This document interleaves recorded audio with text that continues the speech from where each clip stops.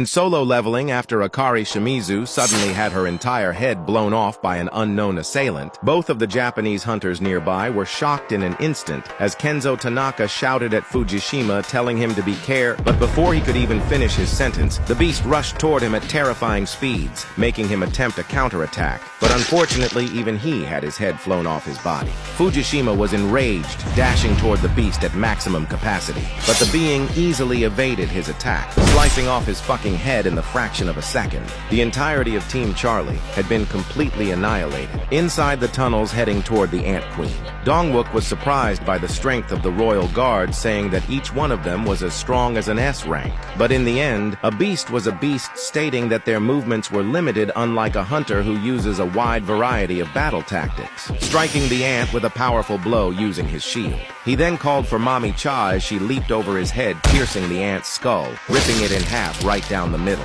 But when she landed on the floor, another Royal Guard awaited her, though she easily managed to overwhelm it with her quick attacks, as she then stated that their bodies were way tougher than she had originally expected. Dongwook went on to say that the Royal Guards were really more powerful than the regular ants, but he was glad there weren't many of them. But Byung-gu replied, telling them not to worry since he was here to back them up, making Yunho say that he was surprised that he wasn't always a scared little bitch. He responded, telling him to speak for himself as he smashed an ant's body into the ground, asking if he had forgotten that the ants could still move around even after crushing their skulls, which is why they needed to finish them off for good. The ants they found here looked to be from an older generation, making Yunho theorize that they were probably casted out for being from the weaker first generation, meaning a swarm of second-generation guards would be awaiting them up ahead. Byung-gu replied, saying that if that was the case, then they needed to make sure they were prepared, activating one of his spells, buffing the entire team.